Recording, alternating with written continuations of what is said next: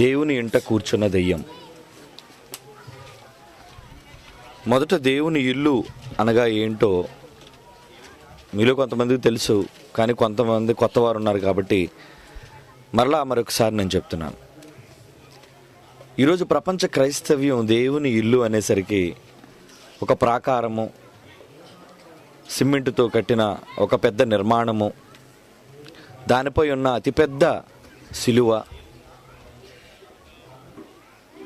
ఇలా వీటిని మాత్రమే దేవుని ఇల్లుగా వారు పరిగణిస్తూ ఉన్నారు. ప్రియులారా, ఇది ఎంతవరకు వాక్య ప్రకారం సబబు అని మనం ఆలోచిస్తే, వాక్య ప్రకారం దేవుని ఇల్లు అనగా ఏదో సరైన వివరణ తెలియని ఈరోజు అనేక మంది క్రైస్తవ సమాజంలోని భక్తులు, బోధకులు కేవలం నిర్మాణాలను మాత్రమే చూపిస్తూ ఆకారాలు, ప్రాకారాలతో కూడుకున్నవి ఇవే దేవుని ఇంటిగా వాళ్ళు పరిగణించి మరి క్రైస్తవ్యాన్ని తప్పుత్రోవ పట్టించారని చెప్పాలి. ఎందుకంటే బైబిల్లో 66 పుస్తకాలలోని జ్ఞానం అర్థం కాని వీళ్ళు బైబిల్ని అపార్థం చేసుకొని దేవుని ఉద్దేశాలను ఖచ్చితంగా గుర్తు పట్టేటట్లుగా బైబిల్లో దేవుడు రాయించిన దానిని అవగాహన చేసుకోలేని వీళ్ళు ఈరోజు యావత్తు ప్రపంచ క్రైస్తవ్యాన్ని తప్పుత్రోవ పట్టించారని చెప్పాలి. క్రైస్తవులంతా కూడా ఈరోజు దేవాలయాల నిర్మాణాల్లో మరి ఎక్కువగా మొగ్గు చూపుతుంటారు. కట్టడం తప్పని ఇక్కడ మా అభిప్రాయం కాదు. క్రైస్తవులు కూడుకునే ఈ ఆలయాల పేరట పిలువబడుతున్న ఈ కట్టడాలు, నిర్మాణాలు ఉన్నాయి చూసారా, అవి కేవలం మనం కూడుకున్న చోటు మాత్రమే, లేదా మనం కూడుకోవడానికి అనుకూలమైన వాతావరణం కలిగిన ఒక ప్రదేశం అది. కానీ బైబిల్ దేవుని ఇంటికి ఇచ్చిన నిర్వచనం ఏంటో మనం ఆలోచిస్తే ఒక చక్కని మాట హెబ్రీ పత్రికలో దేవుడు రాయించాడు. హెబ్రీలకు రాసిన పత్రిక 3వ అధ్యాయము, హెబ్రీలకు రాసిన పత్రిక 3వ అధ్యాయము 3వ వచనం, ప్రతి ఇల్లును ఎవడైనా ఒకని చేత కట్టబడును, సమస్తమును కట్టినవాడు దేవుడే.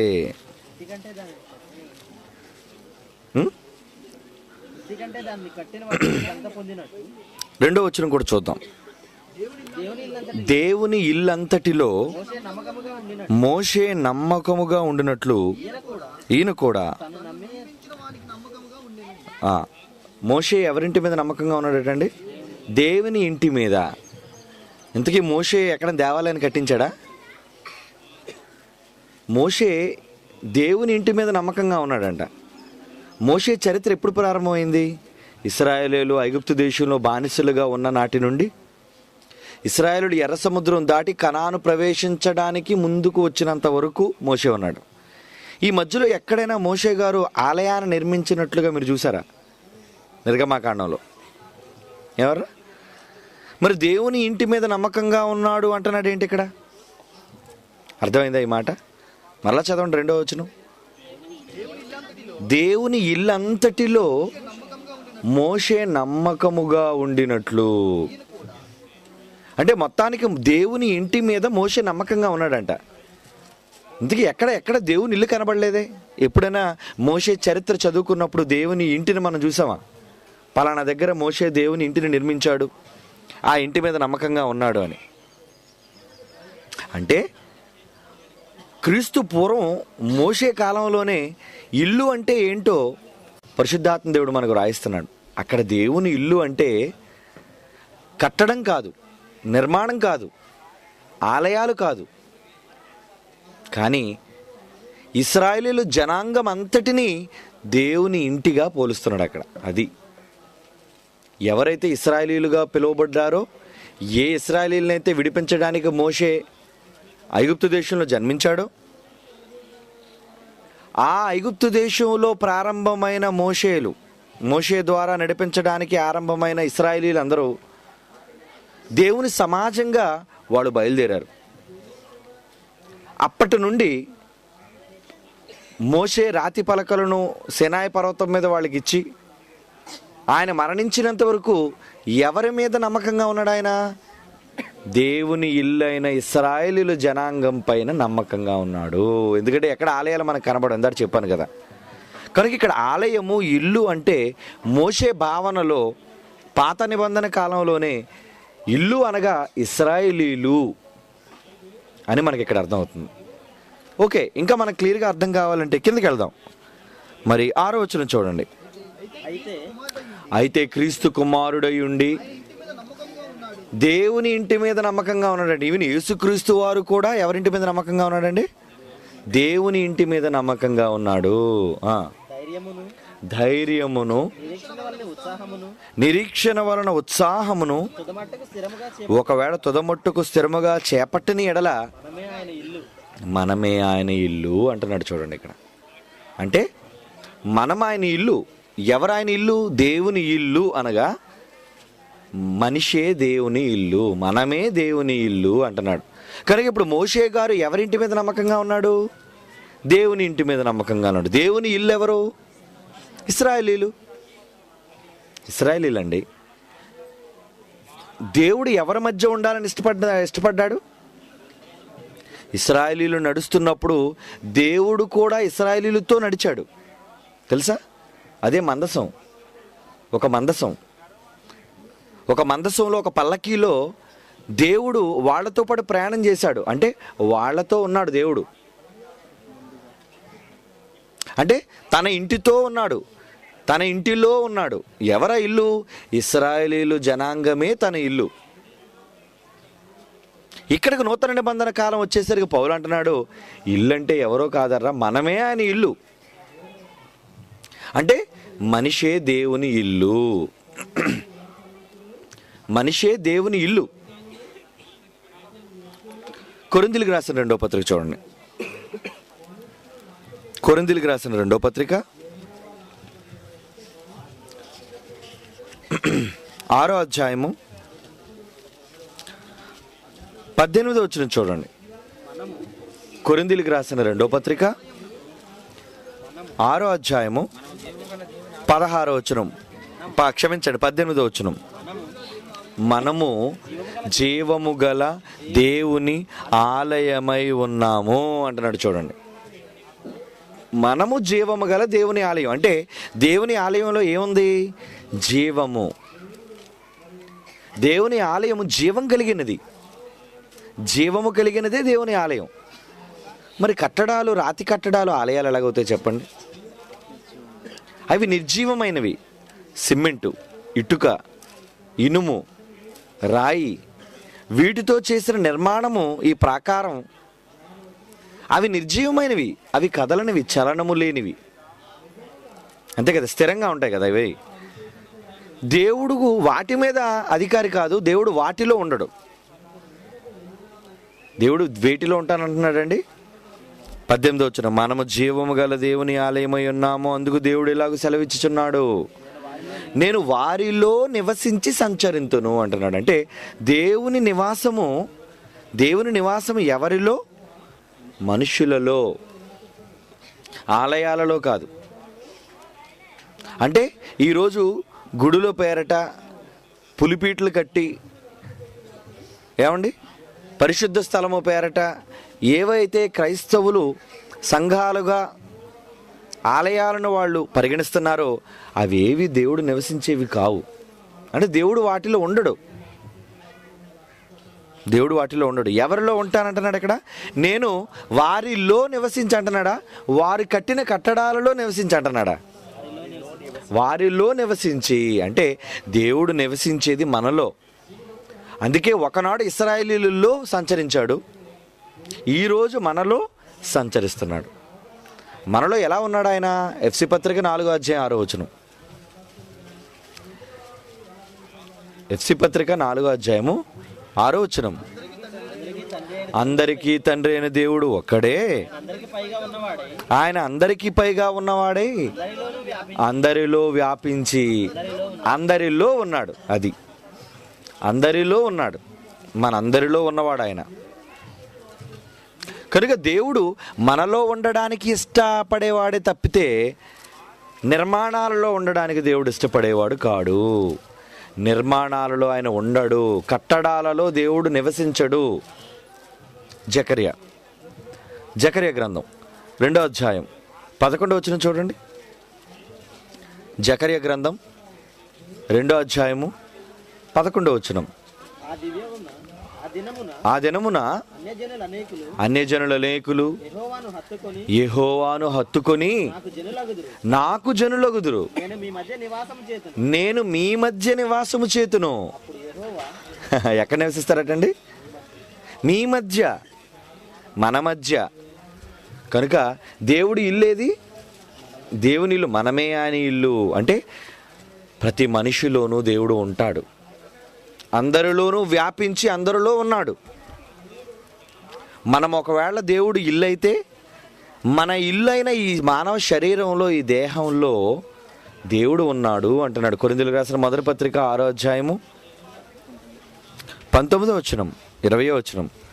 కొరింథీయులకు రాసిన మొదటి పత్రిక 6:19, 20. మీ దేహము దేవుని వలన మీకు అనుగ్రహింపబడి మీలో ఉన్న పరిశుద్ధాత్మ దేవునికి ఆలయమై ఉన్నదని ఎరుగరా? మీరు మీ సొత్తు కారు, విలువ పెట్టి కొనబడిన వారు గనుక మీ దేహముతో దేవుని మహిమపరచుడి. ఏమండి, దేంతో దేవుని మహింపరచాలి? దేహముతో దేవుని మహింపరచాలి. మన దేహము దేవునికి ఆలయం. నిజం, బైబిల్ ఓపెన్ యూనివర్సిటీ పుట్టినంత వరకు క్రైస్తవుల దేహాలే దేవునికి ఆలయాలన్న సంగతి ప్రపంచం మర్చిపోయిందర్రా. ఎంతసేపు ఆలయాలు నిర్మించటం, ఆలయాలను పవిత్రంగా చూడటం, ఆలయాలలో పరిశుద్ధ స్థలాలు పవిత్ర స్థలాలుగా గుర్తించటం కదా. ఎప్పటికీ ప్రపంచవ్యాప్తంగా క్రైస్తవ ఆలయాలు పవిత్ర స్థలాలుగా వీళ్ళు గుర్తిస్తున్నారు. దేవుడు నివసించేది ఆలయం, దేవుడు ఉంటాడు అందులో అనక ఒక దురభిప్రాయంతో వీళ్ళు ఉన్నారు. అది బైబిల్ ప్రకారం ఖచ్చితమైనది కాదు. అది బైబిల్ చెప్పిన సమాధానం ఏంటంటే, దేవుని ఇల్లు అనగా ఆనాడు ఈనాడు ఎప్పటికీ దేవుని ఇల్లేది, మనుషులే దేవుని ఇల్లు. మరి సొలొమోను బంగారు దేవాలయాన్ని కట్టించాడు కదండి అనే సందేహం మీకు రావచ్చు. బంగారు దేవాలయాన్ని సొలొమోను కట్టించాడు. దేనికి కట్టించాడు? వాళ్ళ నాన్న మాటిచ్చాడు దేవునికి. ఏమని? నేను కడతాను నా దేవునికి ఒక మందిరాన్ని కడతాను అని. ఎవరు మాటిచ్చారు? సొలొమోను తండ్రి అని దావీదు మాటిచ్చాడు. మంచిది. సరే, తన ఇష్టానుసారుడైన కుమారుడు కడతాననే ఆసక్తి చూపించాడని కట్టు నాయన అన్నాడు. కట్టు అన్నాడు. తీరా కట్టిన తర్వాత, సొలొమోను బంగారు దేవాలయ నిర్మాణం పూర్తి చేసిన తర్వాత దేవుడు ఏమంటున్నాడో ఒక్కసారి మీరు రాజుల మొదటి గ్రంథం 8:27 ఒకసారి మీరు బైబిల్ విప్పి చూడాలి. రాజుల మొదటి గ్రంథము రాజుల మొదటి గ్రంథము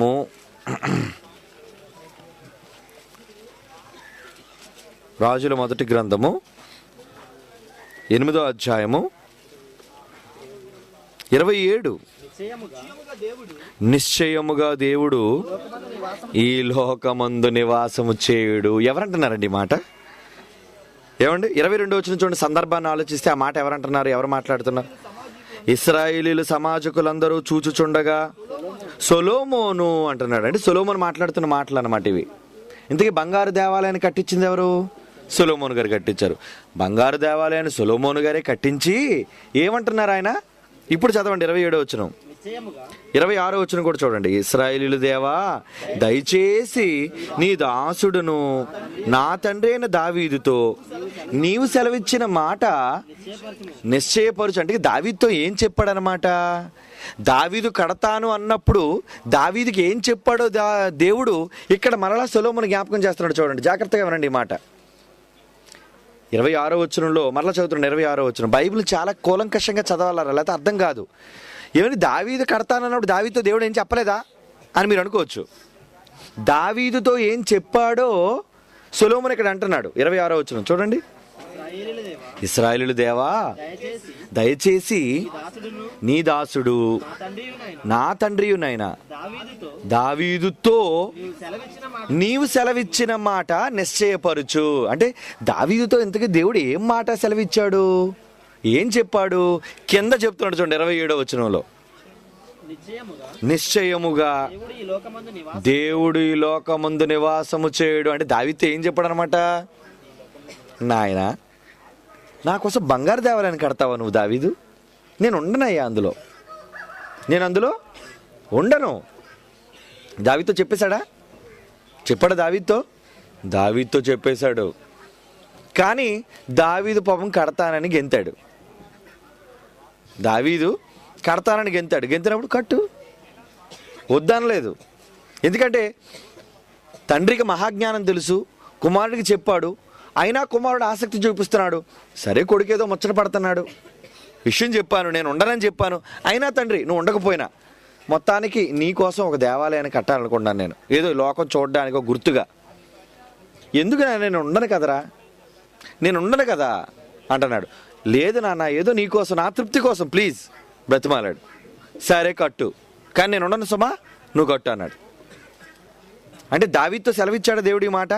దావీదుతో సెలవిచ్చిన మాటను సొలొమోను ఇక్కడ జ్ఞాపకం చేస్తున్నాడు ఆలయం పూర్తయిపోయిన తర్వాత. ఏమన్నాడు ఇప్పుడు చదవండి 27వ వచనం మరలా.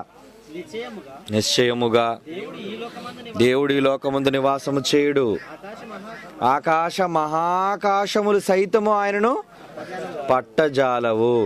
నేను కట్టించిన ఈ మందిరము ఎలాగూ పట్టును? అంటే దేవుడు ఎలాగా బంగారు దేవాలయంలో పట్టడు. ఎందుకంటే అసలు ఆకాశ మహాకాశాలే పట్టవాయన్ని. ఆకాశం ఎంత పెద్ద అండి? ఆకాశం ఎంత పెద్దది? భూమి ఎంత పెద్దది మీకు తెలుసు. సూర్యుడు, మీకు కనబడుతున్న సూర్యుడు గుండ్రంగా ఉన్నాడు, భూమి కన్నా 13 లక్షల రెట్లు పెద్దోడు సూర్యుడు. ఇలాంటి సూర్యుడు నక్షత్రాల్లో అతి చిన్ని నక్షత్రం. ఇలాంటి నక్షత్రాలు ఆకాశంలో ఎన్ని ఉన్నాయి? కోట్లు. అంటే దీన్ని బట్టి ఆకాశం ఎంత పెద్దదో మీరు ఆలోచించండి. అలాంటి ఒక ఆకాశం కదా మనం చూస్తుంది, ఒకటే ఆకాశం. ఆకాశ మహాకాశాలు ఉన్నాయి ఇంకానా, అవి కూడా తండ్రిని పట్టవంట. అంటే నా ఆకారం ఎంత పెద్దది? చాలా పెద్దదనమాట. అంత పెద్ద ఆకారం నిన్ను ఆకాశాలే పట్టవు నాయన, నేను కట్టించిన బంగారు దేవాలయం ఎలా పడుతుంది అని అంటున్నాడు.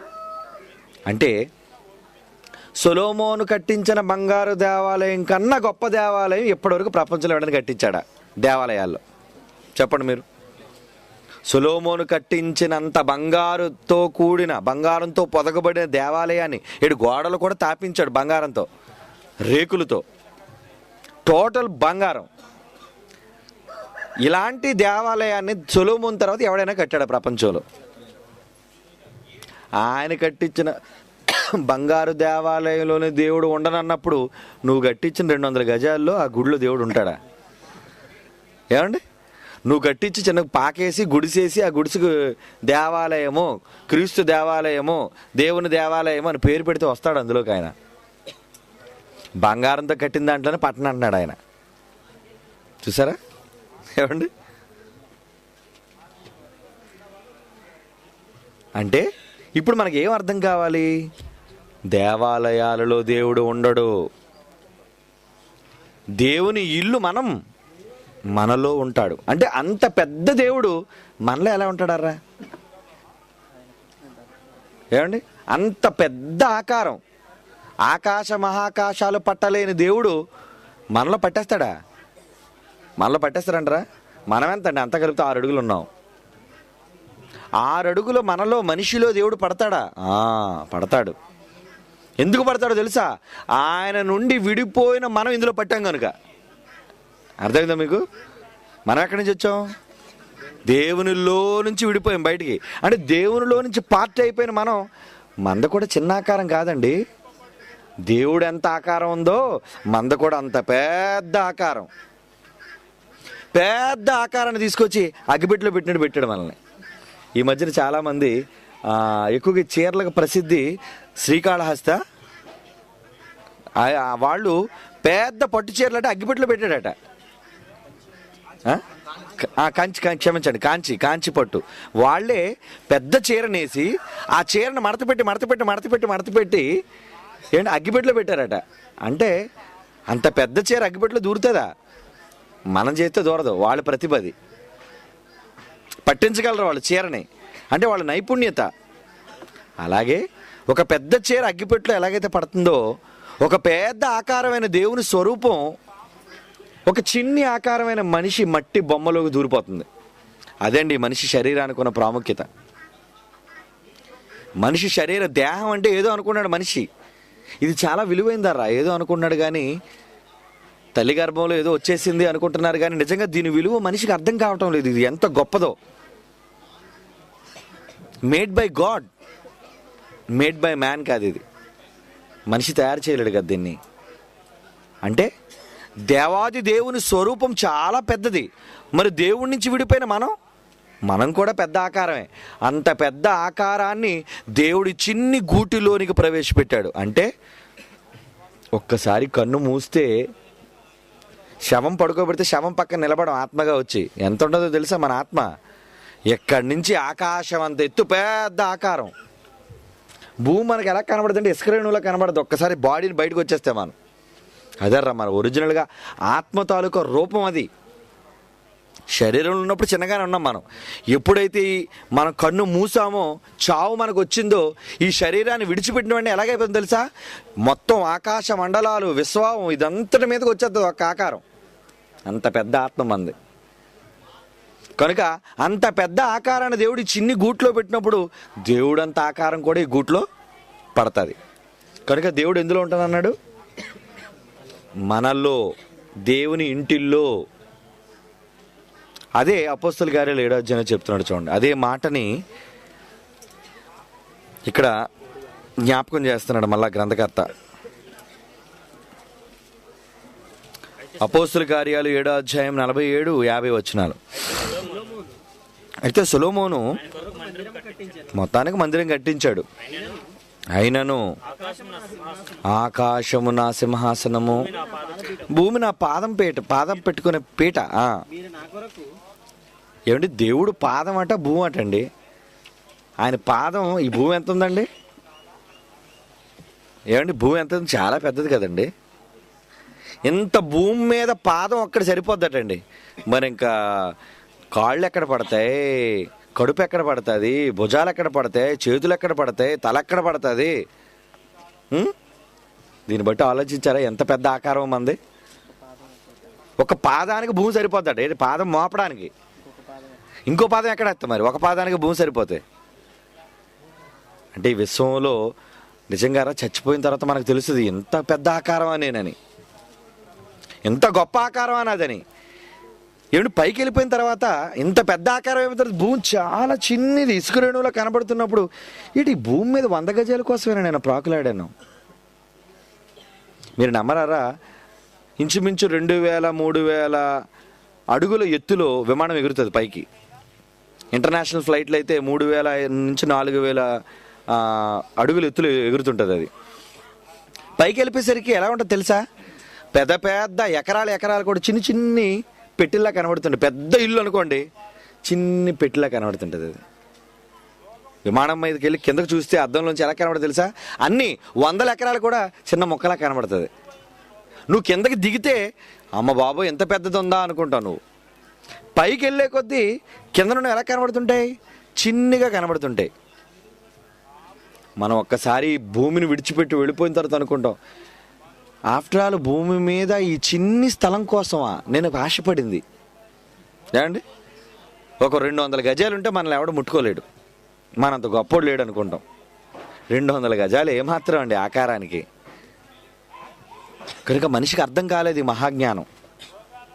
భూమి మీద ఉన్నంతసేపు ఇది నాది, ఇది నాది, ఇది నాది, ఇది నాది అనుకుంటాడు. కానీ ఒక్కసారి గూడుని విడిచిపెట్టి బయటికి వెళితే అసలు విశ్వమే పట్టలేని పెద్ద ఆకారానికి ఏం చేసేసుకుంటావు. అందుకంటే యేసుక్రీస్తు భూమి మీద ఉన్నప్పుడు ఏం కావాలనుకోలేదు. ఇవేందుకు నాకు, బంగారం మొత్తం తీసుకొచ్చి ఆయన పెట్టినా వద్దనేస్తాడు ఆయన. రత్నాలు రాసులుగా తీసుకొచ్చి బస్తాలతో ఆయనకి ఇచ్చినా నాకు వద్దు అంటాడు ఆయన. ఏమండి, పంజరంలో చిలకలా ఉన్నామండి మనం అంతా కూడా. ఒక మహాదేవుని ఆకారం ఈ చిన్న ఇంటిలో, ఒక చిన్న ఇంటిలోకి పట్టేసింది ఇది. అందుకే ఒక మంచి మాట అన్నాడు చూడండి, 50వ వచనంలో చివరి మాట,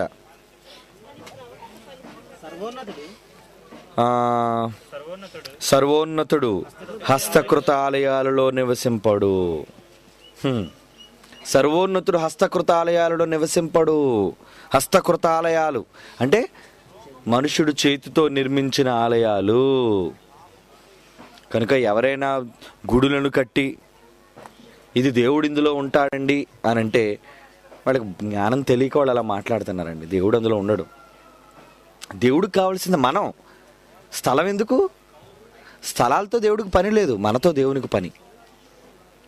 ఇలాంటి విచిత్రమైన దేవుని ఇంటిని ఆక్రమించడానికి వచ్చాడండి కబ్జాదారుడు. ఈ మధ్యన హైదరాబాదులో ఎక్కువగా ఈ గ్యాంగులు బయలుదేరాయి. ఏమండి, వాళ్ళు ఏంటంటే కబ్జాదారులు అంటారు వాళ్ళని. ఎక్కడ ఖాళీగా స్థలం కనబడిందా అక్కడ బోర్డు వేసేస్తాడు, ఈ స్థలం నాదని. గోండాగిరి, దాదాగిరి అంటే వీళ్ళు ఎవరన్నమాట? ఆక్రమణదారులు. చాలా గ్యాంగులు ఉన్నాయి అక్కడ.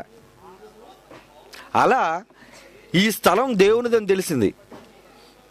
ఆహా, ఇందులో దేవుడు ఉంటాడా, ఇందులో దేవుడు ఉంటాడా అని సాతానుగాడు కన్ను ఈ దేవాలయం మీద పడింది. ఏ దేవాలయం? మన మీద. గుడిలో కాదు. గుడిలో ఆడికేం పని? బల్లలు ఉంటాయి, ఫ్యాన్లు ఉంటాయి, లైట్లు ఉంటాయి. ఆడేం పడుకోవడానికి ఫ్యాన్ వేసుకోవడానికి వెళ్తాడా? ఏమండి, విశ్రాంతి తీసుకోవడానికి గుళ్ళు వెళ్ళి బల్ల మీద పడుకుంటాడా? మనోళ్ళు ఏం చూపిస్తారు కథల్లోని సినిమాల్లోని? ఏమండి, గుడిలోకి అడుగు పెట్టేసరికి దెయ్యం భయపడిపోతుంటుందట. అది గుడా? ఏమండి, అక్కడి వరకు వస్తుందట, కానీ గుడి ద్వారబంధం నుంచి లోనకి రాలేదట. ఎంత అమాయకులు చేస్తారండి మనల్ని. ఎవడో తప్పుడు కథలు రాశాడు, ఎవడో తప్పుడు మాటలు చెప్పాడు. దెయ్యం అసలు నీలోకి వచ్చేసింది. దేవాలయం మనం, అవునా? ఒరిజినల్ దేవాలయం అని మనలోకి వచ్చేసింది. వీడు అనుకుంటాడు గుడి కట్టి అక్కడ ఒక సిలువ పెట్టేసరికి దెయ్యం రాదు అనుకుంటాడు. ఏ ఆలయాలు, ఏ సిలువలు సైతాన్ని ఆపలేవర్రా. అవన్నీ కథల్లో, నవల్లో మనం చూస్తాం. ఏదైనా సిలువ చూపించేసరికి దెయ్యం ఆగిపోతాడని. ఎక్కడ దేవుడు కూర్చుంటాడో, ఎక్కడైతే దేవుడు కూర్చోవాలనుకుంటున్నాడో, ఎక్కడైతే దేవుడు ఉండాలనుకుంటున్నాడో అక్కడికి దిగాడటండి వాడు. ఎక్కడ దిగాడు? దెస్సలోనికలు రాసిన 2వ పత్రిక. పౌలు దెస్సలోనికలు రాసిన 2వ పత్రిక 2వ అధ్యాయం 4వ వచనం చూడండి. ఏది దేవుడు అనబడునో, ఏది పూజింపబడునో అంటే పూజింపబడే వాక్యాన్ని, దేవుడు అనబడే వాక్యాన్ని ఎదిరిస్తూ ఆ వాక్యం అంతటికీ పైగా వాడు తన్ను తానే హెచ్చించుకొనుచు నేనే దేవుణ్ణి తన్ను కనపరుచుకొనుచు దేవుని ఆలయములో కూర్చుండును. ఏమండి, ఎక్కడ కూర్చుండట వాడు? దేవుని ఆలయములో కూర్చుండును. కనుక ఏ విధముగానైనను ఎవడును మిమ్మును మోసపరచనీయకుడి అంటున్నాడు. ఎక్కడ కూర్చుంటాడట వాడు? దేవాలయంలో కూర్చుంటాడట వాడు. దేవాలయంలో కూర్చుంటాడు వాడు. అంటే దేవాలయంలో అంటే ఎక్కడ కూర్చుంటాడు? ఇప్పుడు మనమే ఆయన దేవాలయం అయినప్పుడు, మనమే ఆయన ఇల్లు అయినప్పుడు, మనలోనే దేవుడు పడతాడన్నప్పుడు వాడు మనలోను కూర్చున్నాడు అంటే లోన్ దేవుడు ఉంటే రాగలడా వాడు? ఏమండి, లోన్ దేవుడు ఉంటే రాలేడని. అలాగే నీ మెడలో సిలువ వేసుకున్నాడు, లోనకి రాడనుకోకు. నీ మెడలో సిలువు కనబడినంత మాత్రాన, నీ చేతికి ఉంగరం ఉన్నంత మాత్రాన, సిలువు గుర్తులు నీ శరీరం మీద ఉన్నంత మాత్రాన వాడు లోనకి ప్రవేశించడు అనుకోకు. అవన్నీ గుర్తులు, అయ్యేం చేస్తాయి వాడిని? వాడు చాలా పవర్ఫుల్ క్యాండిడేట్. వాడు డైరెక్ట్గా యేసుతోనే వచ్చి మాట్లాడుతున్నాడు, డైరెక్ట్గా యేసుక్రీస్తు వచ్చి మాట్లాడుతున్నాడు. అంటే యేసు అంటేనే వాడికి భయం లేదు. యేసు దగ్గరకే వచ్చి నా పాదాల మీద పడని యేసుతో మాట్లాడగలుగుతున్నాడు అంటే ఎంత ధైర్యం అండి వాడికి, వాడికి ఎంత బలం అండి వాడికి. డైరెక్ట్గా యేసుక్రీస్తుతోనే మాట్లాడుతున్నప్పుడు నువ్వు నమ్మిన యేసుతోనే మాట్లాడుతుంటే యేసు అన్ను అంటే పారిపోతాడు. చెప్పండి, మనల్ని క్రైస్తవులు ఏమి నేర్పిస్తారండి? యేసు రక్తం జై అంటే సైతాన్ గడు పారిపోతాడండి ఆయన. ఏండి యేసు అంటే ఏసేరా అని అంటాడు అంతే. వెంటనే సైతాన్ గడు యేసు అని అన్నావు అనుకో, నేను వేసేస్తాడు. తెలుసా మీకు? మన సంఘాల్లో ఏమి నేర్పించారు? అసలు యేసు రక్తం జై అంటే దెయ్యం పారిపోదని ఎక్కడైనా బైబిల్లో ఉందా? ఏమండి, అసలు యేసుకే రక్తం వచ్చేటట్టు చేశాడు ఆయన వాడు. ఎవరా? మామూలుగా ఉన్నాడు యేసు పాపం. మామూలుగా ఉన్న యేసు ఒంటి నిండా దెబ్బలు, చేతికి గాయాలు, కాళ్ళకి గాయాలు, ఒళ్ళంతా రక్తమయం. యేసు రక్తాన్నే కళ్ళ చూసినోడు, మళ్ళీ చెప్తున్నాడు బాగా వినండి, యేసు రక్తాన్నే కళ్ళ చూసినోడు నువ్వు యేసు రక్తం పేరు చెప్తే నిన్ను వదిలేస్తాడు. అంత అమాయకుడా, నిన్ను రక్తం ముద్దగా చేసేస్తాడు. సైతాన్ అంటే చాలా ఈజీగా నేర్పించారండి మనకి. ఉప్పు అంటే దెయ్యం పారిపోద్దండి అని. అడేని గాలి ఉప్పు అంటే వెళ్ళిపోవడానికి, అడేని ఏగనుకున్నావు దాం అనుకున్నావు తగిలేయడానికి. ఆడు మహాశక్తి అన్నాడు. ఆడు మహాశక్తాడు, విలన్నవాడు, దేవుని మీదే పరలోకంలో తిరుగుబాటు చేసిన మహాశక్తి వాడు. అలాంటిది ఈరోజు మన బోధకులు ఏం చేశారంటే దెయ్యం అంటే బొత్తిగా నీరసం. యేసు రక్తం చేయి చెప్పండి, దెయ్యం రాదు.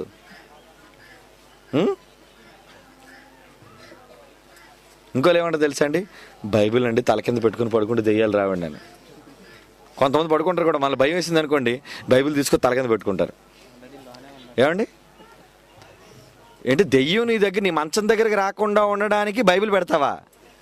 బైబిల్ని తల కింద పెట్టావు నువ్వు, వాడు తలలోకి దూరిపోయాడు ఎప్పుడో. అవునా? ఆడిని బుర్రలోకి వచ్చేసాడు వాడు, నీ మనస్సును పట్టేశాడు వాడు. వాడు రాడని నువ్వు ఎలా అనుకుంటున్నావు? కనుక ఇక్కడ మరలా చదవండి ఏమంటున్నాడు? ఏది దేవుడు అనబడునో, 4వ వచనం, ఏది పూజింపబడునో. ఇంతే దేన్ని ఎదిరిస్తున్నాడు వీడు? ఏది దేవుడు అనబడునో. ఏమనబడుతుంది దేవుడని? వాక్యం అండి. ఆది యందు వాక్యం ఉండెను, యోహాను 1:1. వాక్యము దేవుని యొద్ద ఉండెను, వాక్యము దేవుడై ఉండెను. వాక్యం దేవుడేనా? కనుక ఏది దేవుడు అనబడునో వాక్యం దేవుడు అనబడుతుంది. దేనిని మనం పూజిస్తున్నాం? వాక్యాన్ని మనం పూజిస్తున్నాం.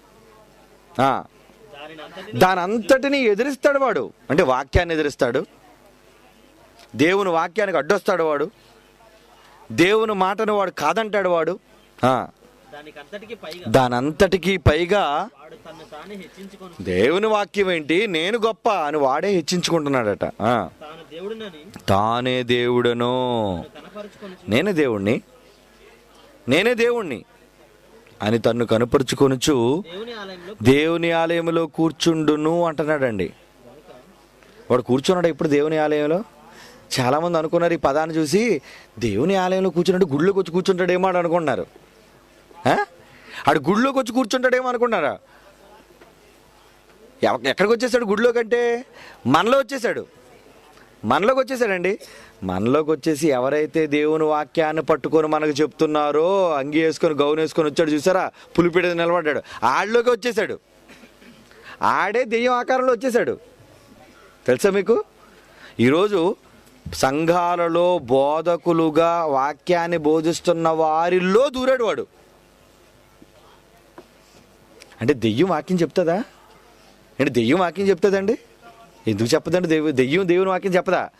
ఇదేంటండి, ఊరుకోండి, అసలు బైబిల్ చూస్తేనే దెయ్యం రాదు, బైబిల్ చూస్తేనే దెయ్యం రాదు. అలాంటిది బైబిల్ని దెయ్యం చెప్పడమా? దెయ్యం బైబిల్ చెప్పడమా?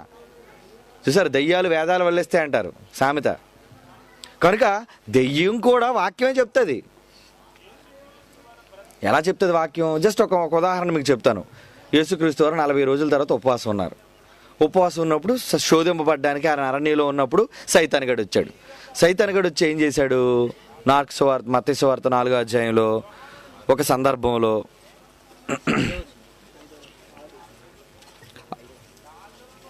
మత్తయి సువార్త 4వ అధ్యాయము 5వ వచనం చూడండి. అంతటా అపవాది పరిశుద్ధ పట్టణమునకు ఆయన తీసుకొని పోయి దేవాలయ శిఖరమున ఆయన నిలవబెట్టి, నువ్వు దేవుని కుమారుడు అయితే ఏది బాబు ఒకసారి బంజీ జంప్ చేయి అంటుంది. బంజీ జంప్ అంటే పైకి వెళ్ళి దూకడం కదా, ఆస్ట్రేలియాలో ఎక్కువ దూకుతుంటారు ఇవి. యేసుక్రీస్తునట ఆ శిఖరం మీద నిలబెట్టి ఏదో ఒకసారి జంప్ చేయి చూద్దాం అంటున్నాడు. ఏంటంటే ఆ ధైర్యం? వీడు యేసుక్రీస్తు దగ్గరికి వచ్చి ఆయన కూడా తీసుకెళ్ళిపోతే ఈయన ఎలాగండి వెళ్ళిపోయాడు? ఏం చేస్తావు పద, భయం ఎందుకు ఆయనకి? సైతాన్ గడి పిలిచి పోలీసుడు రా ఇలాగ అన్నాడు అనుకో, దొంగడు ఏదైనా పరిగెడతాడు. మంచోడైతే ఏంటి చెప్పండి అంటాడు. ఇప్పుడు పోలీసుడు కాకి బట్టలు చూసిన ఎవడు భయపడాలి చెప్పండి? ఎక్కువ పోలీసులు అలాగే పట్టుకుంటారు. పోలీసులు మామూలుగానే వెళ్తుంటారు. మిగతా మనకు ఏ ప్రాపం తెలియదు కదండి. చక్కగా పోలీసుల పక్క నుంచి వెళ్ళిపోతాం, లేదంటే పోలీసులు కనబడి మామూలుగా మన పని మనం చేసుకుంటాం. దొంగడు అనుకోండి, అందరూ మామూలుగా ఈడు ఒక్కడే పరిగెడతాడు. ఈడు ఎందుకు పరిగెడతాడు? పోలీసులకు అనుమానం వస్తుంది. మరి మన వీళ్ళంతా బాగా ఆడొక్కడే పట్టుకుంటారా అని చెప్పండి, పట్టుకుంటారు. అప్పుడు అలా యేసుక్రీస్తు ఎందుకంటే దెయ్యం రమ్మంటే భయపడిపోలేంటి? నువ్వు దెయ్యాన్ని నువ్వు పిలిస్తే నేను రాను, నేను రాకూడదు అని అనలేదు ప్రభు. పదవే ఎక్కడ తీసుకెళ్తా పద. ఆయన ధైర్యంగా ఉన్నాడు. ఆయన తీరా తీసుకెళ్ళిన తర్వాత ఏమంటుంది? ఏదో ఒకసారి జంప్ చేయంటుంది. ఎందుకు జంప్ చేయమంటున్నాను తెలుసా అని కిందన ఒక రెఫరెన్స్ చూపిస్తుంది చూడండి ప్రభుకి. ఆయన నిన్ను గూర్చి తన దూతలకు ఆజ్ఞాపించును, నీ పాదం ఎప్పుడైనాను రాతికి తగులకుండా దేవదూతల చేతులతో నిన్ను ఎత్తి పట్టుకొందురు అని వ్రాయబడి ఉన్నదని ఆయనతో చెప్పాను. ఏం చెప్తుందండి? వ్రాయబడి ఉన్న మాట చెప్తుంది. ఎక్కడ రాయబడింది అబ్బా ఇది? 91వ కీర్తనలోని 11 చివరి మాట, 12 ప్రారంభం మాటలోని వ్రాయబడిన సందర్భం. తీనవసరం లేదులేండి. అంటే కీర్తనల గ్రంథం ఎవరు రాశారు? దావీదు గారు రాశారు. సుమారు క్రీస్తు పూర్వం 1000 సంవత్సరాలు. క్రీస్తు పూర్వం 1000 సంవత్సరాలలో బైబిల్లో ఉన్న మాట దెయ్యానికి గుర్తుందా? ఇప్పుడు చెప్పిన పాట 1 గంట తర్వాత మర్చిపోతారు మీరు. ఇంటికి వెళ్ళిన తర్వాత పాఠాలన్నీ మర్చిపోతారు మీరు. కానీ దాని మెమరీ పవర్ ఏంటనుకున్నారు? 8 GB 10 GB కాదు, ఇప్పుడు టెర్రాబైట్లు వచ్చాయి. ఏమండి? అంటే వేలకు వేలు కూడా పట్టేస్తున్నాయి జీబీలు. అలాంటిది ఈరోజు ప్రపంచంలో ఎవ్వడికి లేనంత హార్డ్ డిస్క్ ఆడు బ్రెయిన్. చాలా మ్యాటర్ స్టోరీ ఉందో వాడు దాంట్లో.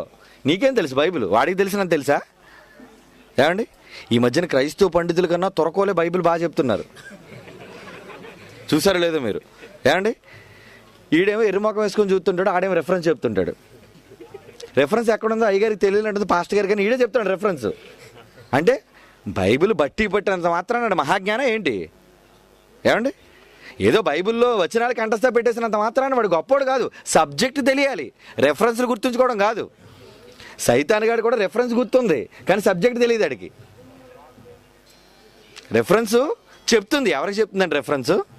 యేసుక్రీస్తుకి రెఫరెన్స్ చెప్తుందండి. రెఫరెన్స్లే ఆయన, అంతే కదా? వాక్యం ఆయన కదండి. ఆ వాక్యమైన యేసుక్రీస్తుకి రెఫరెన్స్ కోట్ చేస్తుందా? నీకు తెలుసు కదా, పలానా సెక్షన్ కీర్తన గ్రంథం 91వ అధ్యాయం 12వ సెక్షన్ ప్రకారంగా నువ్వు ఒకళ్ళు దూకినా నీ కాళ్ళకి రాయి తగలకుండా వాళ్ళు పట్టుకుంటారు కదా, కనుక దూకంటుంది. చూసారా? అంటే వాక్యం తెలుసా వాడికి వాక్యం తెలుసా? యేసుక్రీస్తుకే వాక్యం చెప్తుంది, బైబిల్ రెఫరెన్స్ చూపిస్తుంది. మనకు రెఫరెన్స్ చూపించదా? ఏమండి? మనకు అన్ని రెఫరెన్స్లే. కనుక అక్కడ పులిపీట మీద నిలబడి బైబిల్ ఇప్పుడు రెఫరెన్స్లు చూపిస్తున్నాడు అన్నీ మనకి. ఏంటి ఆ రెఫరెన్స్లు? ఏమండి? ఆ రెఫరెన్స్లు ఎలాగుంటుంది తెలుసా? మరి ఎగ్జాంపుల్ చెప్తే బాగుంటుంది మీకు. ఆడు బైబిలే చెప్తాడు మనకి, కానీ అది బైబిల్ కాదు. అది బైబిలే చెప్తాడు, బైబిల్ కాదు. ఎలా చెప్పేదేమో బైబిలే చూపిస్తున్నాడు, వాక్యంలోనే ఉందండి. మరి వాక్యంలోనే ఉంది, మరి అలా కాదా? గలతీ పత్రిక చూడండి. మరి ఎందుకంటే వీడు ఎవరి వేషంలో ఎలా వస్తాడో కూడా తెలియాలి కదా. మరి దేవుని అంటే దెయ్యం కూర్చుందంటే మరి దాన్ని పట్టుకోవడం చాలా కష్టం, తెలుసా అండి? గలతీ పత్రిక 6వ అధ్యాయం 6వ వచనం. గలతీ పత్రిక 6వ అధ్యాయం 6వ వచనం. వాక్యోపదేశము పొందువాడు ఉపదేశించు వానికి మంచి పదార్థములలో అన్నిటిలో భాగమియ్యవలను. ఇది పులిపేటలో గౌన్ వేసుకున్నాడు చదువుతాడు. ఇది పులిపేట మీద వాక్యం చెప్పాడు కదండి. ఎవరు? పాస్టర్. ఈ వాక్యం చూపిస్తాడు మీకు. వాక్యం చూపించి ఏమంటాడు? ప్రియ నా సంగమా, దేవుడు మీకు ఈరోజు ఒక వాగ్దానాన్ని ఇస్తున్నాడు, బయలుపరుస్తున్నాడు. ఏంటి ఆ వాగ్దానం? వాక్యోపదేశం పొందువాడు అంటే ఉంటున్న మీరు, ఏమండి, ఉపదేశించే వానికి అంటే వాక్యం బోధిస్తున్నాడు నాకు మంచి పదార్థములన్నిటిలో భాగం. ఎవరమ్మని చెప్పారు ఇది? నేను కాదు, దేవుడు. మంచి పదార్థాలన్నింటిలో షేర్ ఇచ్చేయండి అన్నాడు. వాటా అంటే కాస్ట్లీ బెగ్గింగ్ అంటారు దీన్ని. ఎవడి కోసం ఇవ్వర్రా, బైబిల్లో ఉంది. అది ఇంటర్నల్గా వాడు బాధ. అంటే నోరు మూసుకొని ఇవ్వంటారా దరిద్రులారా అని. బైబిల్ చెప్పింది ఇవ్వమని, బైబిల్ చెప్పింది ఏమని వాటా ఇవ్వండి, వాటా ఇవ్వమని బైబిల్ చెప్పింది. అలాగే ఇక్కడ రావులపాలెంలో కూడా ఉన్నాడు దరిద్రుడు. ఏమండి, వాడు రాత్రి ప్రార్థన చేస్తాడట. ఏమని? దేవుడా నాకు 2 చక్రాల బండి కావాలయ్యా అని అడిగాడట. అప్పుడు తెల్లవారు లేచి సంఘంతో చెప్పాడట, రాత్రి దేవుడితో మాట్లాడాను, దేవుడు నాకు మరి 2 చక్రాల బండి ఇస్తానన్నాడు అనేసరికి మరుసట ఒక వారంలో సంఘస్థులు ఒక 2 వీలర్ తీసుకొచ్చి కొనిపెట్టేశారట. 2 వీలర్ మీద తిరిగాడు. ఏమంటే దాని మీద కూడా మోజిపోయింది. ఇప్పుడు మరలా దేవుడు ప్రత్యక్షమయ్యేటట్టు వాడికి. ఇది రాశారండి వాళ్ళ సాక్ష్యాల్లో. దేవుడు మరలా ప్రత్యక్షమై మరలా మాట చెప్పాడు. మరలా సంఘం దగ్గరికి వచ్చాడు. ప్రియులారా, నేను రాత్రి దేవుడు నాకు ప్రత్యక్షమై, నాయన నీకు 2 చక్రాలు కాదు, నీకు 4 చక్రాలు నీకు కావాలి, నీకు 4 చక్రాల బండి నీకు ఇస్తాను అని చెప్పన్నాడట. వెంటనే కారు కొని ఇచ్చారటండి. ఎవరితో చెప్తానండి ఈ మాటలు? సంఘంతో. ఎందుకు దేవుడు చెప్పాడు వీడికి, దానికి సాక్ష్యం ఏమడం, నీకు 4 చక్రాల బండి ఇస్తానని, నీకు 2 చక్రాల బండి ఇస్తానని. అంటే వీళ్ళు చూసారా ఎలా మాయ చేస్తున్నారు? వీళ్ళు మాయగాళ్ళు వీళ్ళంతా కూడా. అంటే దేవుని వాక్యాన్ని చూపించి మిమ్మల్ని జాగ్రత్తగా నొల్లేస్తున్నారు, మిమ్మల్ని దోచేస్తున్నారు వాళ్ళు. ఇంతకీ బైబిల్లో ఆ మాట అందుకేనా ఉంది? అక్కడ భాగం ఇయ్యవలను అనే దగ్గర ఏమైనా అక్షరం ఉందో చూడండి. ఆ కిందన దాని మూల భాషలో అసలు మూల భాషలో అర్థం ఏముందో కింద చూడండి. వాక్యోపదేశము పొందువాడు అంటే వినే మీరు సమస్త సద్విషయాలలో బోధించువానితో, అది పాలివారై ఉండాలంటే పాస్టర్ గారు సేవకి వెళ్తున్నారు అనుకో, నువ్వు కూడా పాస్టర్ గారితో సేవకి వెళ్ళు. పాస్టర్ గారు దేవునితో ప్రార్థన చేస్తున్నావు అనుకో, నువ్వు కూడా ప్రార్థన చేయి. సమస్త సద్విషయాల్లో బోధించువానితో పాలివాడు అవ్వాలి నువ్వు. మరి పదార్థం అన్నాడు కదండి, ఏంటా పదార్థం అనుకున్నారా? తిమోతికి రాసిన 2వ పత్రిక 1వ అధ్యాయము. బైబిల్ సమాధానం. తిమోతికి రాసిన 2వ పత్రిక 1వ అధ్యాయము 13-14 వచనాలు చూడండి. క్రీస్తు యేసునందుంచవలసిన విశ్వాస ప్రేమను కలిగిన వాడవై నీవు, తిమోతితో అంటున్నాడు, నీవు నా వలన వినిన హితవాక్య ప్రమాణమును గైకొనుము, నీకు అప్పగింపబడిన ఆ మంచి పదార్థం అంటున్నాడు. చూడండి ఇక్కడ. ఎందుకు ఆ మంచి పదార్థం ఏంటది? చెప్పండి, మంచి పదార్థం అంటే ఏంటి?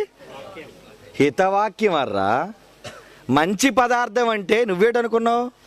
అంటే ఎక్కడెక్కడ పదార్థాలు కనబడితే అవన్నీ కావాలి నీకు.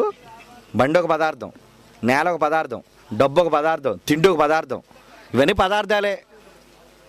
పదార్థం అనేసరికి నువ్వు ఇలా చెప్తున్నావు సంఘానికి. చూసారా ఎంత తెలివిగా సైతానుగాడు ప్రవేశించాడో మన మధ్య, ఎంత తెలివిగా సైతానుగాడు దేవుని ఇంటిలోనికి ప్రవేశించాడు. చూసారా, మనం అనుకున్నాం తెల్ల గౌన్ వేసుకొని వచ్చారండి పాస్టర్ గారండి, పాదిరి గారండి, ఆడ అంత దూరం కనబడకండి డొంగిపోతాడు అప్పుడు ఆడు కాళ్ళ మీద పడిపోవడానికి. కానీ వస్తుంది ఎవడనుకున్నావు? లోన ఆడున్నాడు, దెయ్యంగడు కూర్చున్నాడు లోన. వాడు వచ్చి ఏం చెప్తాడు మీకు? ఇదిగో ఇలాంటివి చెప్తాడు. ఇంతకీ మంచి పదార్థాల్లో భాగం ఇయ్యవలను అంటే మంచి పదార్థం అంటే ఏంటి? హితవాక్యమును పంచాలి. వాక్యాన్ని పంచుకోండారా, డబ్బులు పంచుకోవడం కాదు. ఈ మధ్యన సంఘ కాపర్ల దగ్గర కూడా లిస్టు, ఒక మెనూ. హోటల్లోకి వెళ్ళేసరికి టీ, ఉప్మా, పెసరట్టు, దోశ ఎలాగైతే ఉంటుందో, పెళ్ళి ఎంత ఖర్చు, ఇంట్లో పెద్ద పెళ్ళి అయిందా ఎంత ఖర్చు, ఇంట్లో చావా ఎంత, తద్దినవా ఎంత, ఇలాంటివండి ఇచ్చేయడమే. అయ్యగారికి బైబిల్లో పెట్టేవాళ్ళు మళ్ళీ డబ్బులు చేతిలో పెట్టకూడదు అంటే బైబిల్ ఇప్పుతాడు, ప్రార్థన చేసి ఇలా ప్రార్థన చేస్తాడు. అయిపోయిన తర్వాత ఇంట్లోకి వెళ్ళిన తర్వాత డబ్బులు అందులో పెట్టాలి, అప్పుడు మూసేస్తాడు ఇలాగా. ఏంటండి ఇది? మ్యారేజ్కి ఎంతనా? 20,000. ప్రత్యక్ష సాక్షి మనకి. ఏమిటి పెళ్లి చేయడానికి అవసరం అండి 20,000? వాళ్ళిద్దరూ పెళ్లి చేసుకోవడానికి వాళ్ళకి బోల్డ్ ఖర్చులు ఉంటాయి, అవునా? కొత్తగా సంసారం ప్రారంభించిన ఒక పొయ్యి కొనుక్కోవాలి, ఒక మంచం కొనుక్కోవాలి, వీడికి ఎందుకండి 20,000? ఏమండి, నిజంగా ఒక సామెత ఉందర్రా, వండుకునేవాడి కన్నా ఎవరు ఎక్కువటండి? దండుకునేవాడు కూరలు ఎక్కువట. అవునా కాదా? వండుకునేవాడు మనకు ఒక్కోరే, 10 ఇల్లు తిరిగినోడికి ఒక ఇంట్లో ఒక క్యాబేజీ కూర, ఒక ఇంట్లో వంకాయ కూర, ఒక ఇంట్లో టమాటా, ఒక ఇంట్లో చారు, ఒక ఇంట్లో చికెన్, ఒక ఇంట్లో బిర్యానీ. వీడికి ఎన్ని కూరలు అండి బాబు? సరే నన్ను ఇప్పుడు వద్దులే, చెప్పొద్దు, టైం లేదులే. ఇలా ప్రపంచం అంతా ఉన్నారు నాన్న. ఇక్కడే కాదు, మొత్తం పాస్టర్లు అయిన వాళ్ళ ఈరోజు ఎందుకు మనం అంటే పాస్టర్ అనేసరికి మనం వస్తున్నామంటే ముందు ఆడికే దడ. ఎందుకు దడ? భయం. ఈడు వచ్చాడంటే మన కొంప ముంచుతారా బాబు వీళ్ళు, మన సంగతులన్నీ చెప్పి గుట్టు రొట్టు చేస్తారు మనవి, ఇంకా మనం ప్రజల మధ్య తలెత్తుకొని తిరగలేము, మనల్ని పెద్ద వెధవులుగా చూపిస్తారు. ఏంటమ్మా బాప్తీసానికి 10,000 అండి? చూసారండి, నేను తప్పు చెప్తున్నాను, ఎవరో చెప్తున్నారు బాప్తీసానికి 10,000. రక్షణ పొందేవాళ్ళు, ములిగేవాళ్ళు, బాప్తీసం ఇచ్చేవాళ్ళు, సహాయం చేసేవాళ్ళు, రక్షణ అనుగ్రహించేవాడు దేవుడు. మధ్యలో వీడికెందుకు 10,000 లంచమా? ఏమండి రేట్ అండి. దొంగలు తయారయ్యారు ఈరోజు సమాజంలో. అందుకే ఈ విజయ యాత్ర ప్రారంభించేవాను. ఈ దొంగలందరినీ మట్టి కరిపించేయాలి, ఈ దొంగలందరినీ నాశనం చేయాలి, ఈ దొంగలందరినీ సమాధి చేసేయాలి సమాజంలో. మీరు అందుకే నేర్చుకుంటున్నారు ఈ జ్ఞానాన్ని. ఇప్పటివరకు క్రైస్తవ ప్రపంచానికి మెలకువలు తెలియవు. ఒక అబద్ధాన్ని నిజం అనుకుని బ్రతుకుతున్నారా? ఇంకొక మంచి ఉదాహరణ చూపించమంటారా? ఈరోజు సంఘాలలో పాస్టర్లు ఎలా దోచుకుంటున్నారో ఒక ఉదాహరణ మీకు ఇప్పుడు పదార్థం అర్థమైంది కదా. మంచి పదార్థం అంటే ఏంటో బైబిల్ సమాధానం.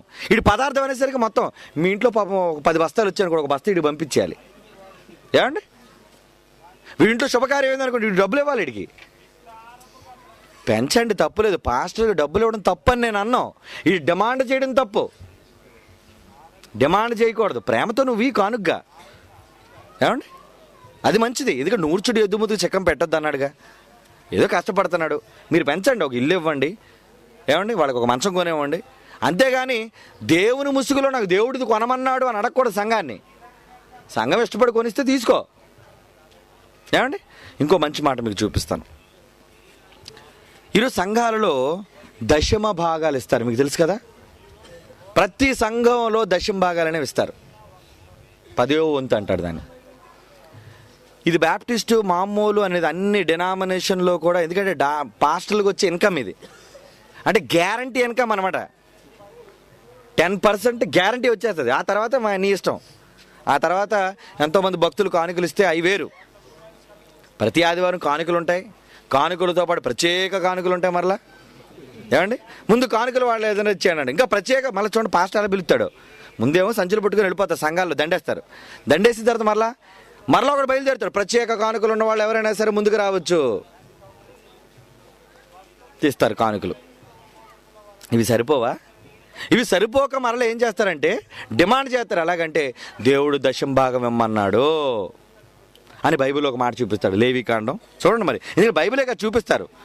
ఏది దేవుడు అనబడునో, ఏది పూజింపబడునో దాన్నంతటిని ఎదిరించుచు వాక్యాన్ని చూపిస్తాడు వాడు కూడా. బైబిల్నే ఎలా చూపిస్తాడు, బైబిల్ని కూడా ఇప్పుడు మీకు చూపిస్తాను. లేవికాండం 27వ అధ్యాయము 30వ వచనం. లేవికాండము మీరు జాగ్రత్తగా రాసుకోవాలి. ఈ దొంగలను పట్టాలి మీరు తర్వాత వెళ్ళి బయటికి. ఈ దొంగలను పట్టాలి. ముందు కనీసం పట్టలేకపోయినా గుర్తించండి. ముందు మీరు పట్టుకుంటే మిమ్మల్ని పట్టేస్తారు అందరూ. మీరు అలాగనే ఓవర్ స్పీడ్ అయిపోయి సంఘంలో కలిపి నువ్వు దొంగ అన్నావు అనుకో, అందరు సంఘం అంతా కలిసి గుమ్మేస్తారు మిమ్మల్ని. అలా చేయకండి, తొందరపడకండి. తెలివిగా యుద్ధం చేయండి. శత్రువుని తెలివిగా పట్టాలి. వాడి బలం అక్కడ. ఏమండి నువ్వు నీటిలోకి వెళ్ళి మొసలతో ఫైట్ చేస్తావు. నువ్వు మొసలు అంటే దాని నీటిలో దాని బలం ఇంతంత కాదు. నువ్వు ఈదుకొని వెళ్ళేసరికి మొత్తం నేను మొక్కలు కైమ కొట్టేస్తుంది అది. కనుక ఇక్కడ లేవికాండం 27వ అధ్యాయం 30వ వచనం ఏమంటే చూడండి. భూధాన్యముల్లోనేమి, వృక్ష ఫలములలోనేమి, భూఫలములన్నిటిలో 10వ భాగము యెహోవా సొమ్ము. ఎవరి సొమ్ము అంటండి ఇది? యెహోవా సొమ్ము.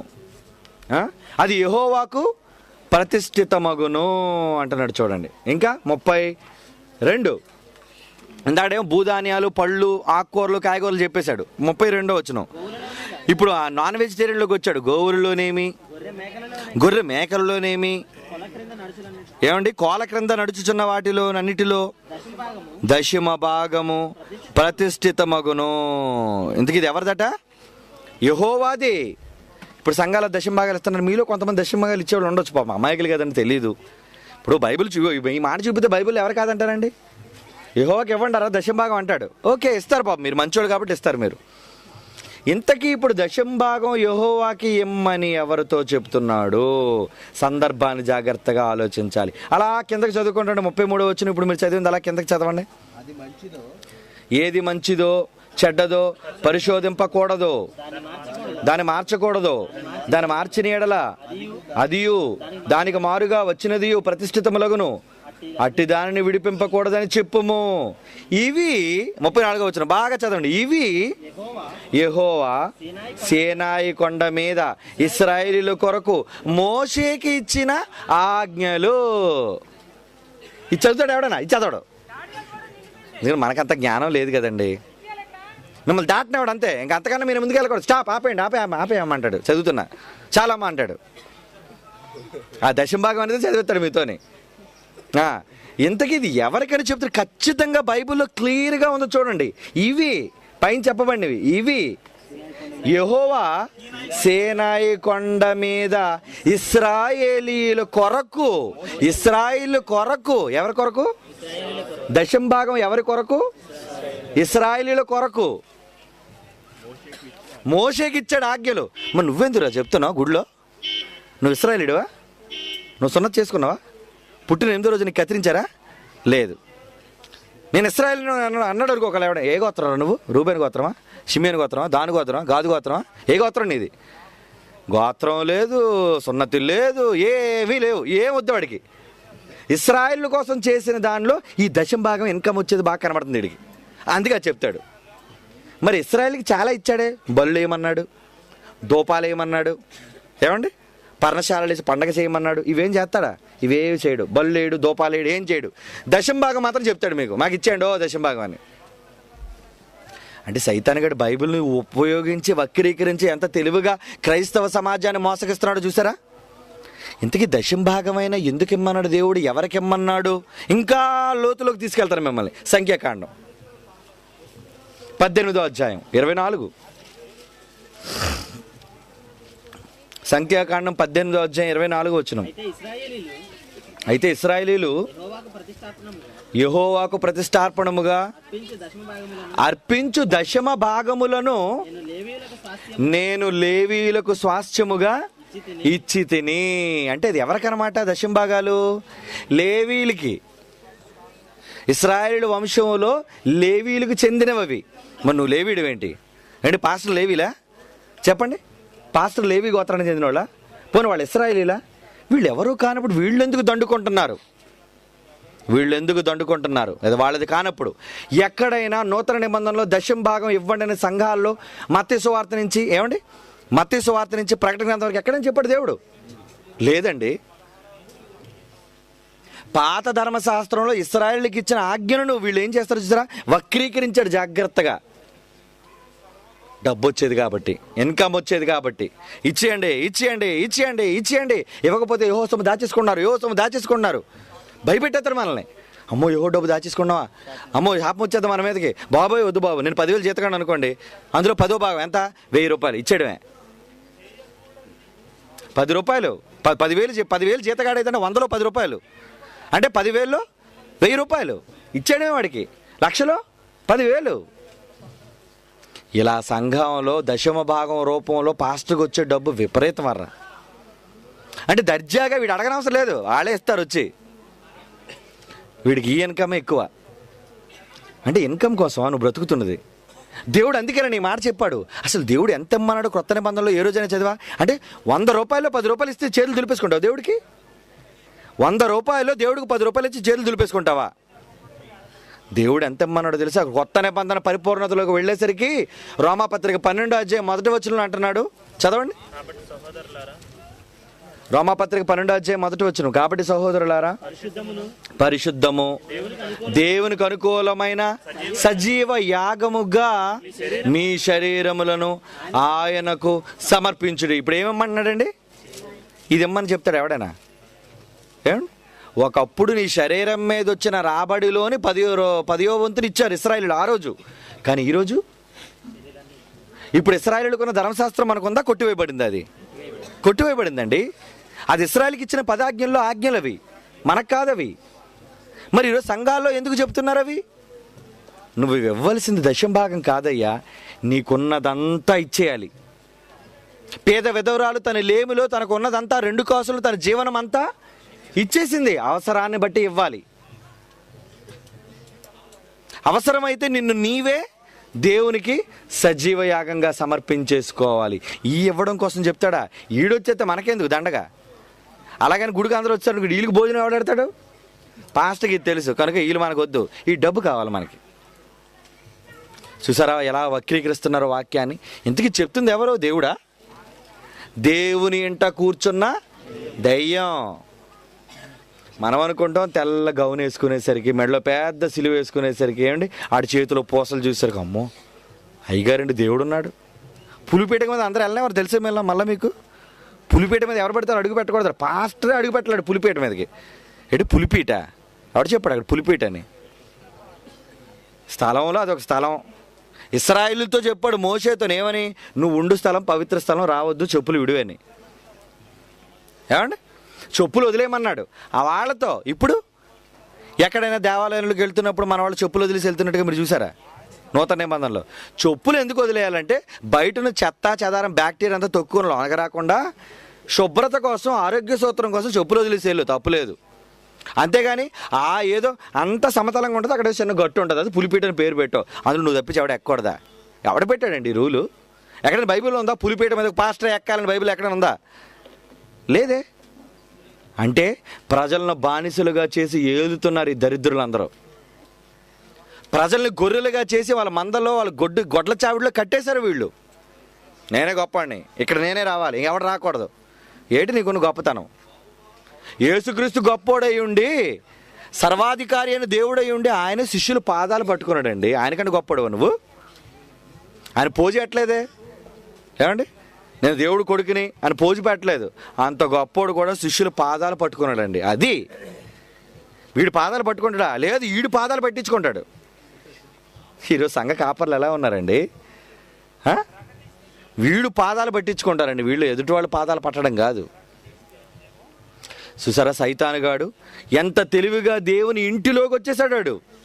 దేవుని ఇంట్లో కంటే గుడిలోకి కాదు, మనలోకి వచ్చేసాడు. దేవుని వాక్యం చెప్పే బోధకుల్లోకి వచ్చేసాడు. ప్రపంచం అంతా వాడు కూర్చున్నాడండి. ఇప్పుడు చదవండి ఆ మాట. దశలోనికి రాసిన 2వ పత్రిక 2వ అధ్యాయం 4వ వచనం. ఇప్పుడు దశంభాగాలు మనం ఇవ్వాలండి. దశంభాగాలు మనం ఇవ్వాలండి. దశంభాగం ఇవ్వాలా? అంతా ఇవ్వాలా? ఏమండి ఇప్పుడు నీ కొడుకు హాస్పిటల్లో జాయిన్ చేశారు. అప్పుడు డాక్టర్ దగ్గరికి వెళ్ళి ఏమండి మరి మీ అబ్బాయికి 1 లక్ష రూపాయలు ఖర్చు అవుతుందంటే, సారీ డాక్టర్ గారు నేను 10,000 మాత్రం ఇవ్వగలను, 1 లక్ష రూపాయలు నేను ఇవ్వలేనంటే అప్పుడు ఏం చేస్తాడు డాక్టర్? ఆపరేషన్ చేస్తాడేంటి? పట్టుకొస్తే 1 లక్ష రూపాయలు పట్టుకొని అడ్మిట్ చేసుకోండి, లేకపోతే తీసిపోని కొడుకుని అంటాడు. అప్పుడు ఏం చేస్తావు? నీ తల తాకట్టు పెట్టైనా సరే తీసుకొస్తానంటావు, ఎందుకంటే వాడు చావకూడదని. అక్కడ ఎంత డబ్బు అయినా తీసుకొస్తావు. దేవుడి పని వచ్చేసరికి ఇవ్వా. దేవుడి పని వచ్చేసరికి ఇవ్వా. ఎలా మారిపోయాడండి మనిషి? స్వార్థపరుడు. కనుక దేవుడికి అవసరమైతే నీకు ఉన్నదంతా ఇవ్వాలి. నీకు ఆపద వచ్చినప్పుడు, నీ కుటుంబానికి ఆపద వచ్చినప్పుడు వెనక ముందు చూడకుండా అంతా ఇస్తావే. దేవుడికి ఆపద వచ్చేసరికి ఇవ్వవు. దేవుడు అవసరం వచ్చేసరికి చెయ్యవు. ఎంత తప్పుడు విధానంలో ప్రపంచం వెళ్ళిపోయింది. వచ్చేసారంటే ప్రపంచం ఉన్న అందరూ తప్పు చేస్తున్నారండి అని మీకు సందేహం రావచ్చు. బైబిల్ రైటా ప్రపంచం రైటా? బైబిల్ రైటా పాస్టర్ రైటా? కనుక ఎవడైనా సరే బైబిల్కు మించిన వాడు కాడు. వాడు బైబిల్ని బట్టి ఉండాలి. వాడు పాస్టర్ అయితే ఎవడకు గొప్ప? ఏమండి ప్రపంచం అంతా అలా చేస్తుంది కదండి, అందరూ చేతులు తప్పు అంటే తప్ప అని అడక్క, తప్పది. ఎక్కువ మంది సంఖ్య బట్టి నువ్వు చెప్పొద్దు. ఏమండి 1,00,000 మంది 2 రెళ్ళు 10 అన్నారు, ఒక్కడే 2 రెళ్ళు 4 అన్నాడు. ఎవరిది రైటు? లేదండి 1,00,000 మంది చెప్తున్నారండి 2 రెళ్ళు 10 అనడా అని రైట్గా కొడతావా? వాళ్ళది సంఖ్యాబలాన్ని కాదు ఇక్కడ కావాల్సింది. ఇదేంటి డెమోక్రసీ అనుకున్నావా? ఓటేయడానికి కాదు. దేవుని వాక్యం చెప్పిన మాట వినాలి. అది ఒక్కటి చెప్పిన రైటే. అందరూ చేస్తుంది రైట్ అనుకో, అందరూ చేస్తుంది తప్పు. కనుక ఇప్పుడు చదవండి దశలోనికి పత్రిక 2వ అధ్యాయం 4వ వచనం. ఏది దేవుడు అనబడునో, ఏది పూజింపబడునో దాన్ని అంతటిని ఎదిరించచ్చు అంటే వాక్యాన్ని ఎదిరిస్తున్నాడు. బైబిల్లో అంతా ఇవ్వండి అని అంటే వీడు దశంభాగమే ఇవ్వండి అంటాడు. అది ఇశ్రాయేలు కొరకు అయితే అది మీకోసమే అంటాడు. చూసారా వాక్యాన్ని ఎదిరిస్తూ దానంతటికి పైగా వాడు తను తానే హెచ్చించుకొనుచు, తానే దేవుడు నన్ను తను కనుపరుచుకొనుచు దేవుని ఆలయంలో కూర్చుండును. కనుక గుడుల్లో ఉన్నది ఎవరో? మీరు దేవుని వాక్యాన్ని చెప్తుంది ఎవరో? దెయ్యాలే దేవుని వాక్యాన్ని బోధిస్తున్నాయి. బైబిల్లో లేనిది ఎవడు చెప్పినా వాడు దెయ్యం, వాడిలో కూర్చున్న దెయ్యం. బైబిల్లో లేనిది ఎవడు పాటించినా వాడు చేస్తున్నది, వాడిలో ఉన్నది దెయ్యం. ఇంకొన్ని మంచి ఉదాహరణలు చెప్పి మీకు ముగిస్తాను ఈ పాఠాన్ని. ఈరోజు చాలామంది మరి స్వస్థత చేస్తారు. స్వస్థత చేసిన తర్వాత ఏమంటారు? దేవుడు మిమ్మల్ని స్వస్థపరిచాడు కదమ్మా, మైక్ ఇవ్వండి అమ్మ, దేవుడు నీకు ఏ కార్యం చేశాడో ఒకసారి నువ్వు ప్రజలందరికీ వినబట్టేట్టు చెప్పు అంటాడు. ఎలా దెయ్యం మాట్లాడుతుంది ఇప్పుడు మీకు చూపిస్తాను నేను.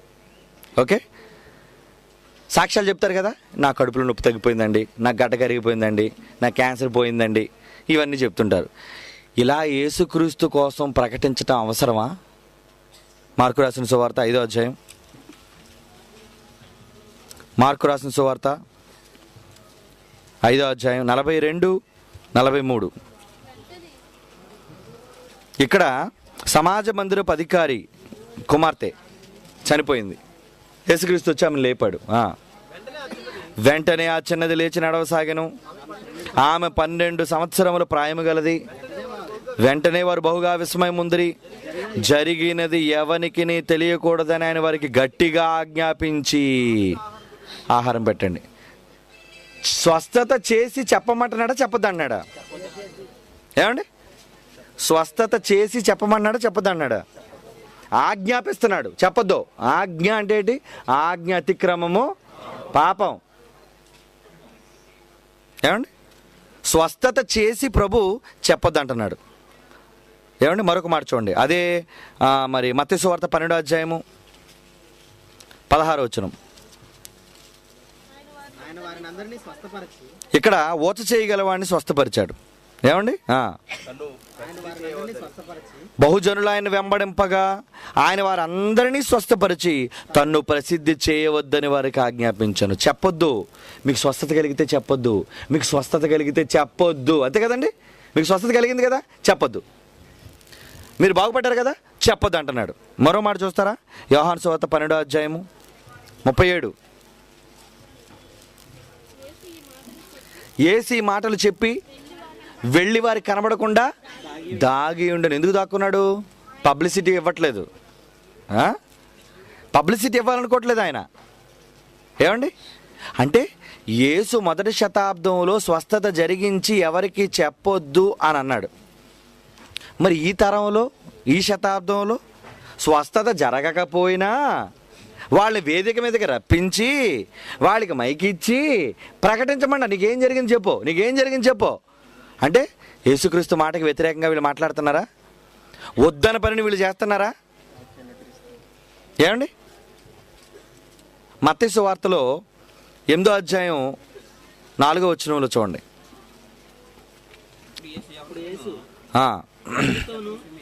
ఎవనితోనూ ఏమియు చెప్పకు సుమి, కానీ నువ్వు వెళ్ళి వారికి సాక్షార్థమై నీ దేహమును యాజకునికి కనపరుచుకొనుము. ఎవరికి చెప్పొద్దు అంటే యేసు ఎన్నో సూచక్రియలు చేసి ఎవరికి చెప్పొద్దు అన్నాడు. చివరికి దెయ్యాలు కూడా మాట్లాడినవ్వకుండా నోరు మూస్తాడు ఆయన. ఎందుకంటే పబ్లిసిటీ ఇవ్వకూడదు. స్వస్థత జరిగిందని పబ్లిసిటీ ఇవ్వకూడదు. మీకు అర్థమైంది కదండి. మరి ఇవ్వకూడదన్నప్పుడు ఈరోజు స్వస్థత చేయకుండా వీళ్ళు ఎందుకు పబ్లిసిటీ ఇస్తున్నారు? అయితే బైబిల్లో కొన్ని సందర్భాల్లో వాళ్ళు వెళ్ళి ప్రకటించినట్లుగా ఉంది. గుడ్డివాడిని స్వస్థపరిచాడు, వాళ్ళు వెళ్ళి ప్రభు మమ్మల్ని స్వస్థపరిచాడని చెప్పాడు. కానీ యేసు ఏమన్నాడు? వాళ్ళు చేసిన తప్పు, దాన్ని బైబిల్ సమర్థించలేదు. యేసు మాత్రం పంపించేవాడు ఏమన్నాడు? మీరు వెళ్ళి నా కోసం ప్రకటించండి అన్నాడా? చెప్పొద్దు అన్నాడు. ఎందుకంటే ఒకవేళ చెబితే నా దగ్గరికి వచ్చేవాళ్ళందరూ ఎందుకోసం వస్తారు? ఈయన స్వస్థత చేస్తాడనే వస్తారు, వాక్యం వినడానికి కాదు. అందుకు వద్దు అన్నాడు యేసుక్రీస్తు వారు. అంటే ఈరోజు వద్దు అని దేనిని దేవుడైతే బైబిల్లో చెప్పాడో, ఏది దేవుడు అనబడునో, ఏది పూజింపబడినో దానిని ఎదిరించుచు ఈరోజు బోధకులు ఏం చేస్తున్నారు? వేదిక మీదకి రప్పించి జరిగినా స్వస్థత జరిగినా చెప్పొద్దని చెప్పినప్పుడు అసలు స్వస్థత ఇది జరిగిందో లేదో మనకు తెలియదు. కానీ వీడికి మైకి చేంజ్ చెప్పిస్తున్నారండి. జరిగిపోయింది, స్వస్థత జరిగిపోయింది. అవసరమా? అంటే వీడు వాక్యానికి వ్యతిరేకంగా ఉన్నారా లేదా? ఇప్పుడు దెయ్యం ఎక్కడుంది చెప్పండి? దెయ్యం ఎక్కడుంది చూసారా? ఈరోజు ఎంతో మందికి దెయ్యాలు పట్టి పీడిస్తున్నాయర్రా. దేవుని ఇంటి అయిన మనలో శరీరాల్లోకి దూరిపోయింది, మనుష్యులలోకి దూరిపోయింది, సంఘాలలోకి దూరిపోయింది. వాడు ఎంత ఆక్రమించాడండి వాడు, ప్రపంచాన్ని అంతటినీ అలుముకున్నాడండి వాడు. మరి అలాంటి వాడి బారి నుంచి కాపాడొద్దా? ఎంత కష్టం అనుకున్నారు. కనుక ఎంతమందికి దెయ్యం పట్టేసింది? పాస్టర్కే పట్టేసింది దెయ్యం. కనుక ఇప్పుడు మీరు పాస్టర్లకు పట్టిన దెయ్యాల్ని వదలగొట్టే భూత వైద్యులు మీరు. మామూలులకు పట్టే దెయ్యాలు కాదు, పాస్టర్లకు పట్టిన దెయ్యాలను కూడా వదలగొట్టాలి మీరు ఇప్పుడు. ఎందుకంటే సమాజం నిండా ఇలాంటి దెయ్యాలు పట్టిన వాళ్ళు, దెయ్యాలు కూర్చుండిపోయే వారిలో దెయ్యాలు ఆవహించేసాయి. 1-2 కాదండి. నిన్న రాత్రి విన్నారు కదా, మనిషికి ఎన్ని దెయ్యాలు పడతాయటండి? పందులు తట్టుకోలేని దెయ్యాలు పడతాయట. ఒక పందులు తట్టుకోలేని దెయ్యాలు మనిషికి పడుతుంటాయి. అన్ని దెయ్యాలు సేనలా పట్టేసేయండి ఒక్కొక్కరికి. ఈ దెయ్యాలన్నీ వదలగొట్టాలంటే బైబిల్తో టపామని నెత్తి మీద కొడితే వెళ్ళిపోద్ది దెయ్యం. నెత్తి మీద కొడితే పారిపోయే దెయ్యాలు కాదండి. దేవుని వాక్యాన్ని ప్రకటించి వాడిలో ఉన్న దెయ్యాన్ని తరమగొట్టాలి, తరిమి కొట్టాలి వాడిలో ఉన్న దెయ్యాన్ని. ఆ దెయ్యం పారిపోవాలంటే ఏం చేయాలి? మీలో కూడా కొంతమందికి ముందు దెయ్యాలు పట్టిస్తుంటే, దెయ్యాలు పట్టడం అంటే తప్పుడు వాక్యం వినేసి. ఎప్పుడైతే నిజమైన వాక్యం విన్నారో చాలామంది మా దగ్గరికి వచ్చి అన్నారు, అయ్యో ఎప్పటివరకు తప్పు తప్పు చేస్తామండి. అప్పుడు ఎప్పుడైతే వాడు మారు మనసు పొందారో అప్పుడు ఏమైనట్టు అనమాట, దెయ్యాలు వదిలిపోయాయి. అంటే దేవుని ఇంటలో నుంచి దెయ్యం పారిపోయింది. కనుక ఇప్పుడు మీరు ఏం చేయాలి? ఎన్నో పట్టిన దేవాలయాలకు పట్టిన దెయ్యాలను మీరు వెళ్ళగొట్టేవారు కావాలి. ఎందుకంటే దేవాలయాలన్నీ దెయ్యాలకు గుళ్ళుగా మారిపోయాయి. దేవునికి చోటు లేదు, మనుషుల్లో దేవునికి చోటు లేదు, దేవుని వాక్యానికి సమాజంలో చోటు లేదు. అసలు సిసలైన వాక్యం మరుగు చేయబడింది. అపవాది చెప్పిన తప్పుడు మాటలు, తప్పుడు వాక్యాలు ప్రజలలో అమలులో ఉన్నాయి. కనుక ఈ మహాజ్ఞానాన్ని నేర్చుకుని మీరేం చేయాలి?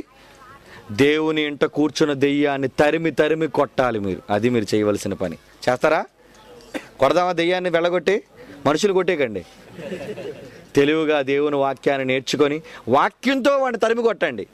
వాడు పారిపోవాలంటే సిలువు చూపితే పారిపోయాడు, బైబిల్ చూపితే పారిపోడు వాడు, గుడి చూపితే పారిపోడు వాడు. వాక్యాన్ని ప్రకటించాలి, వాక్యంతోనే వాడిని పారద్రోయగలరు. ఓకే, ప్రార్థన చేసుకుందాం.